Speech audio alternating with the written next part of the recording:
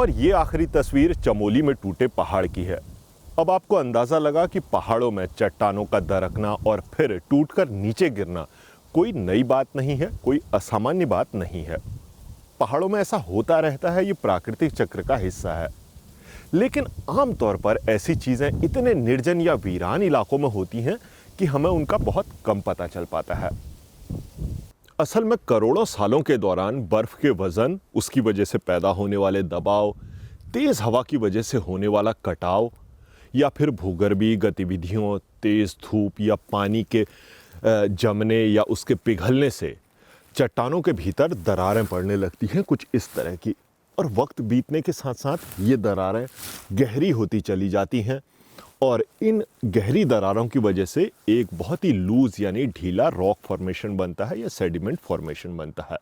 और एक पॉइंट ऐसा आता है जब वो अचानक गिर जाता है, भरभरा कर गिर जाता है। ये एक नेचुरल साइकिल है। लेकिन चमोली की आपदा के बाद एक सवाल ये भी उठ रहा है कि क्या ह्यूमन एक्टिविटी इन सारी चीज़ों को ट्रिगर कर सकती है? इसका जवाब जानने के लिए मेरे पास एक ड्रिल मशीन है और एक हथौड़ा है। यहाँ पर हमारे पास ऑलरेडी एक बहुत ही लूज रॉक फॉर्मेशन है, जहाँ पर चट्टान काफ़ी हद तक कमज़ोर हो चुकी है, उसमें गहरी गहरी और चौड़ी दरारें हैं।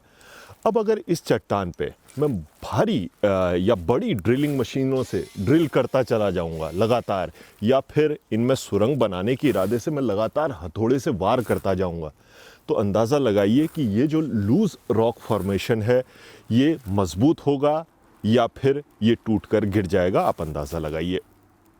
एक और चीज़ है जलवायु परिवर्तन और ग्लोबल वार्मिंग।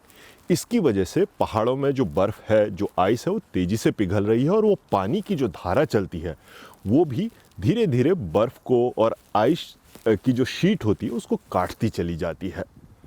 कई सालों तक ऐसा जब होता है तो एक बड़ा हिमखंड सा अलग बन जाता है और ढाल होने की वजह से देर सबेर उस बर्फ़ का, उस आइस शीट का नीचे आना तय है। तो अब आप अंदाज़ा लगाइए कि हमारी गतिविधियों की वजह से भी कुछ कुछ चीज़ें हो रही हैं और पहाड़ों में, निर्जन इलाकों में या वीरान इलाकों में हम उनके जितना भीतर घुस रहे हैं, हम एक तरह से ये कर रहे हैं कि अपना सिर ओखली में डाल रहे हैं, क्योंकि ये सब तो होना ही है। वहाँ से इंसान अगर दूर रहेगा तो जानमाल का नुकसान कम होगा। अगर इंसान उनके भीतर घुसेगा, जड़ में घुसेगा, तो निश्चित है कि जानमाल का नुकसान फिर टाला नहीं जा सकता।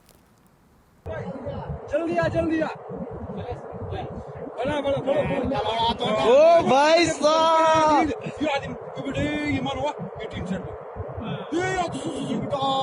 गए